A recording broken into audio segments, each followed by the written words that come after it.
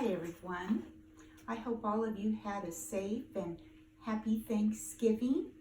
And we're going to finish up with our lesson on Moses today. But first, a few important announcements. One is please remember to send me photos of the craft you've made with our pinecone Christmas tree. The congregation loves to see pictures of everyone and what the youth are doing. So please remember to send me those. Also, well, this is not a reindeer, but this is one of my granddaughters. I did this one last year for her. Please remember to send photos of your reindeer and where you've put them on your tree. And also this week, deliveries will be made on Wednesday. And one of the things in your packet will be Shepherd on the Search. And this is a more Christian approach to Elf on the Shelf. So like we did last year around Easter time where we did the flat Jesus. It's kind of like a flat shepherd, but it's called Shepherd on the Search because we know that there were shepherds traveling to see the baby Jesus. And so please send where you've put your shepherd through the Christmas season. Lots of ideas on Pinterest. I've got mine now in the Christmas tree. So don't forget to send photos so we can post them. Okay. Also on Wednesday in your packet, we are still, as you know, going to have the Nativity program, just done a little differently. I thank Miss Cindy so much for contacting you and explaining how we're going to do it. So your part will be in your packet, so please be rehearsing it a little bit, and you know that your parents or an adult needs to video you saying your part. So that will be coming. I believe our Christmas program will be on December 20th. So we need to get those recorded so they can all be put together, and Pastor Mike is going to do that for us. Today, our last lesson will be on the 10 Commandments. So you'll have kind of a pocket size 10 Commandments, and you can glue it on to the poster board and keep it with you, because these are rules that apply now as they did back then during the time of Moses. So let's get started with our lesson. Just a little bit of review. We know that Moses was born in Egypt, and that the Pharaoh, the king, was concerned with the Israelites, too many of them. And so he ordered all of them to be thrown in the Nile River, the boy babies, and drowned.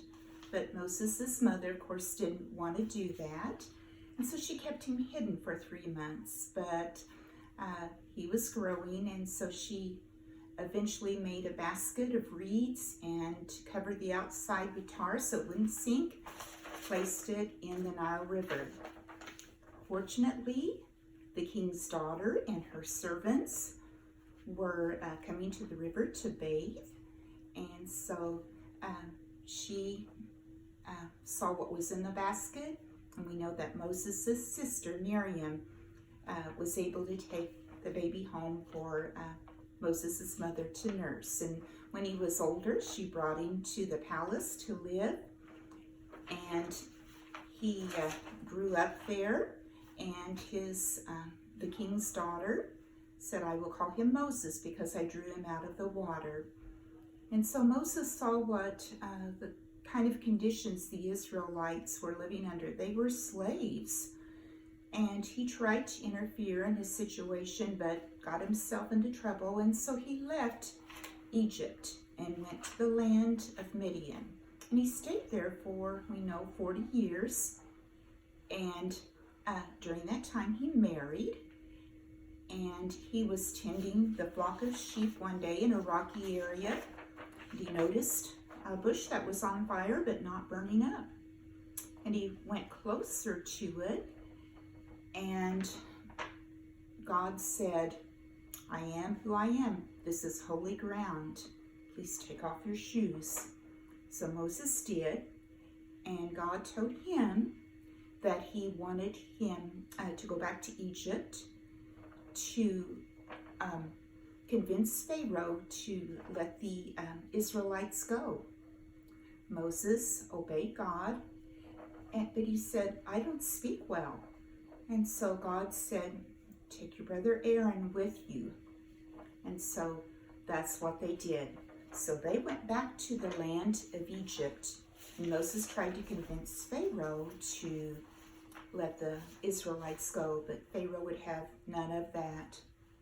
God caused, as we know, a series of 10 plagues to fall upon the Egyptians. And many times these plagues involved their livestock too. So from the water turning to blood, so the Egyptians and their livestock would have nothing to drink, to the plague of frogs, to boils, which are sores, to hail falling, and finally to the death of the firstborn. During all 9 of the plagues, Pharaoh refused to let the Israelites go. But on the 10th plague, the death of the firstborn, he agreed because he lost his son during that time. So Moses and the Israelites got ready to leave Egypt. And they were traveling and getting close to the Red Sea, and Pharaoh changed his mind. And so he sent his huge army, his chariots and horses to try to take back the Israelites. And so the poor Israelites were trapped between the Red Sea and this huge army.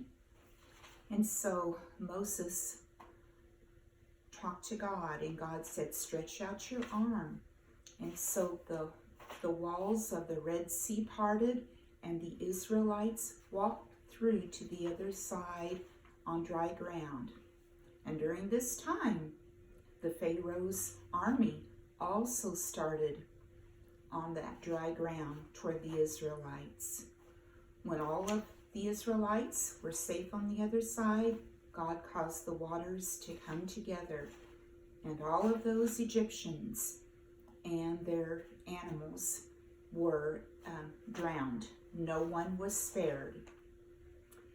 And so now we have the Israelites traveling in the desert. I've got a friend right here. So if you have ever been to the desert, it is hard for both plants and animals to survive.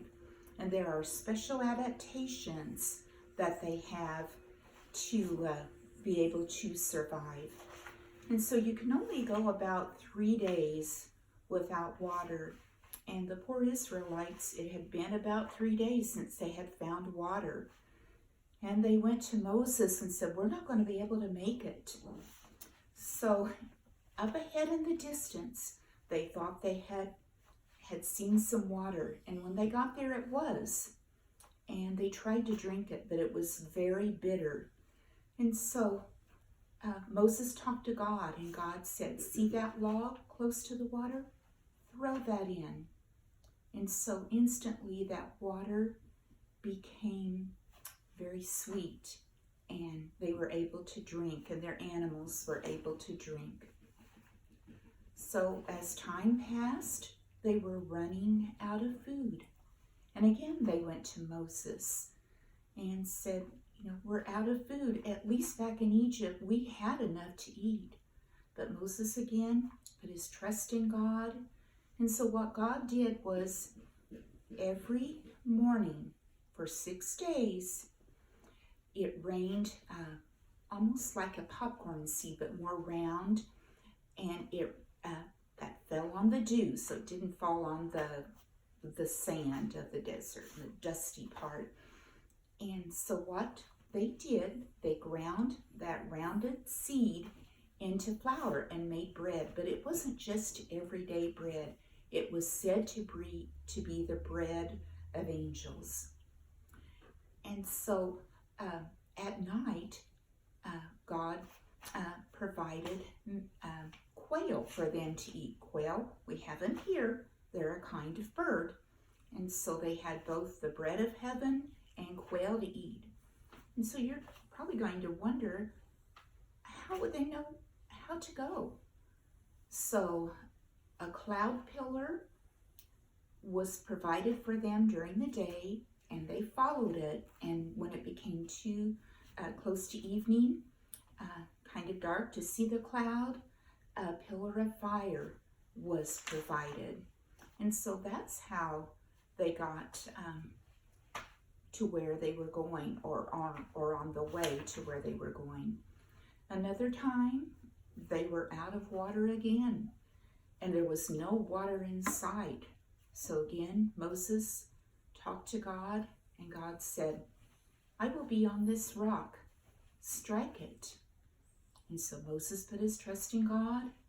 The water flowed out of the rock and provided enough for all of the men, women, children, and their animals. And we're talking about 600,000 men, plus the women, children, and the livestock. So they had, and here's a picture to show you of the manna that they're picking up in the desert. Now, I do want to tell you a little bit more about the manna. They were only to pick up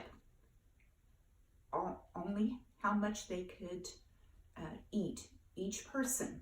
If they picked up more than that against God's instructions, then it began to stink and had worms in it. On the 6th day of each week, they were to pick up a double amount. And they were not to pick up on the Sabbath. The Sabbath was a day of rest, a holy day. And so they had enough by picking up double on the 6th day. Okay. So now we have the Israelites traveling in the desert for many days. And God saw that it was time for them to set up camp to rest a while. So he instructed Moses that they were to set up camp and to set up some tents, sleeping areas. I'm sure the people were glad. It would be a hard journey. And so the place where God told Moses to set up camp was in front of a mountain. And this mountain was called Mount Sinai. And God asked Moses to walk up to the mountain where they could talk.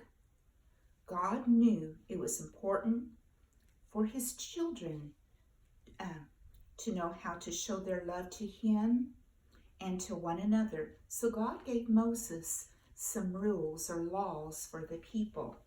Now, this is not the only time Moses went up on Mount Sinai to talk to God. And we know that he went up sometimes 30 days and sometimes 40 days. So God gave Moses 10 laws or 10 commandments to help them know how to live so that they would have a better life and to honor God. And so these were on tablets of stone. And I'm going to read to you these 10 commandments. Not only were the people during Moses' time to obey these laws or commandments, but we are to today. They are as fitting today as they were during that time period. First commandment, love God more than you love anything else, even my dog right here. Don't make anything in your life more important than God. That's the second one. Third commandment, always say God's name with love and respect. Never use improper language. Number 4, honor the Lord by resting on the 7th day of the week. Number 5, love and respect your mom and dad. Number 6, never hurt anyone. The 7th commandment, always be faithful to your husband or wife. Number 8, don't take anything that isn't yours. In other words, don't steal. Number 9, always tell the truth. Number 10, be happy with what you have. Don't wish for other people's things. So those are the 10 commandments God gave to Moses on tablets of stone. Okay. So we are going to stop right this week on the lessons on Moses. We'll come back to Moses again and what happened later on in his life. But beginning next week, we are going to begin on our Christmas lessons. And I've got several neat crafts to send with you in your packets. So I hope everyone has a good week. And I want to have prayer.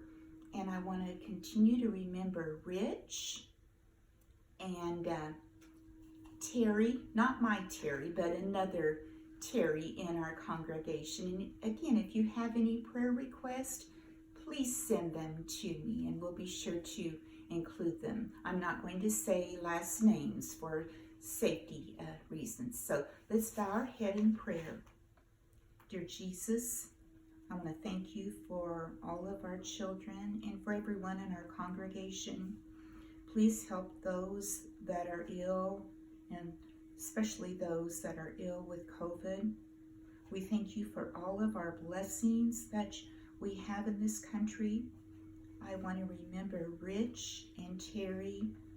Please help them as they continue to get better.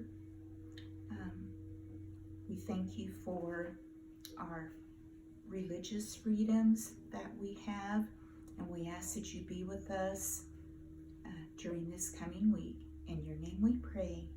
Amen.